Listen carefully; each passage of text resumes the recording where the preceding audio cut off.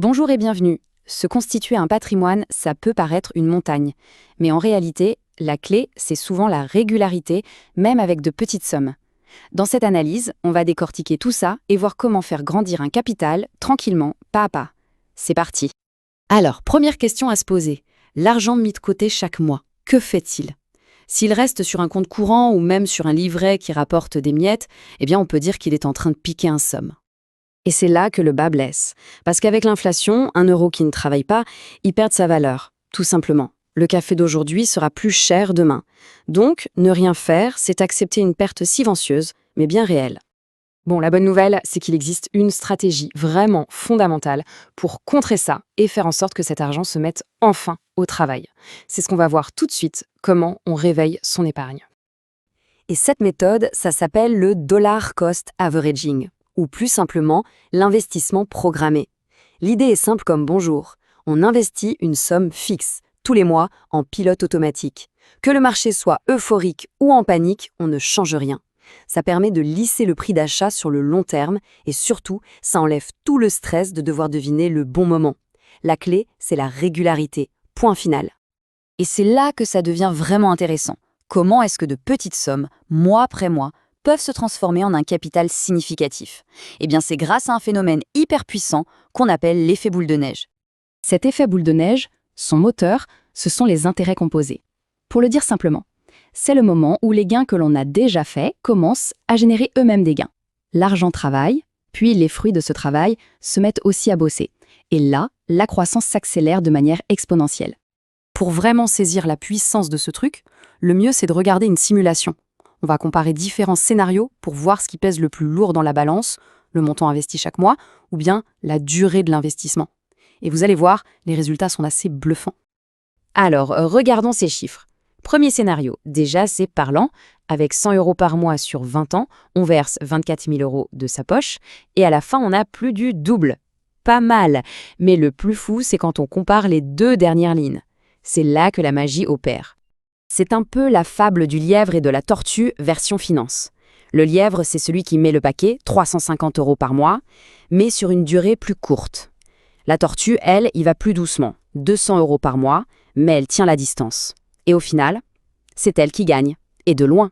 Près de 44 000 € de plus alors qu'elle a investi moins d'argent au total. La preuve est là, noir sur blanc. Voilà la conclusion, et c'est vraiment le message central à retenir. Le temps est un levier bien plus puissant que le montant qu'on injecte. La durée de l'investissement a plus d'impact que la somme mensuelle. Autrement dit, commencer tôt, même avec peu, c'est la stratégie gagnante. D'accord, la théorie, c'est bien beau. Mais en pratique, comment on fait? Passons maintenant aux choses sérieuses, à la boîte à outils. De quoi a-t-on besoin pour mettre cette stratégie en place? L'outil numéro 1, c'est ce qu'on appelle un ETF ou un tracker. Il faut imaginer ça comme un grand panier. Dans ce panier, il y a des mini-parts de centaines, voire de milliers d'entreprises du monde entier.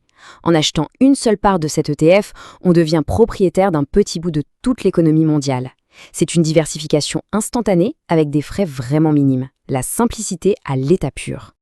Attention, il y a deux types d'ETF et la différence est super importante. D'un côté, les distributants, qui versent les dividendes sur le compte, de l'autre, les capitalisants. Eux, ils réinvestissent automatiquement ces dividendes pour acheter encore plus de parts. Pour une stratégie de long terme, la version capitalisante est quasi toujours la meilleure. Pourquoi? Parce qu'elle met un coup de boost à l'effet boule de neige et elle permet de différer l'imposition sur ses gains. Ok, prenons le cas de la France. L'outil idéal, c'est souvent le PEA, le plan d'épargne en action. C'est une enveloppe fiscale très avantageuse après 5 ans. L'action à faire, y mettre un ETF monde bien diversifié. Et l'astuce clé, c'est justement de le prendre en version capitalisante, pour que tous les gains soient réinvestis sans frottement fiscal, maximisant ainsi la croissance. Maintenant, pour un résident belge, c'est un peu différent. L'outil, c'est un simple compte-titre. L'action, c'est la même, acheter un ETF mondial.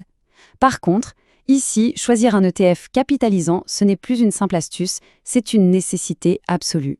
En Belgique, les dividendes qui sont versés sont taxés à 30%. Choisir un ETF capitalisant permet d'éviter cette taxe et de tout réinvestir. Le calcul est vite fait. Bon, on a vu la théorie, on a les outils, maintenant il n'y a plus qu'à passer à l'action. Voici un plan en 4 étapes, simple et concret, pour démarrer dès aujourd'hui. Étape 1, la base de tout, la sécurité.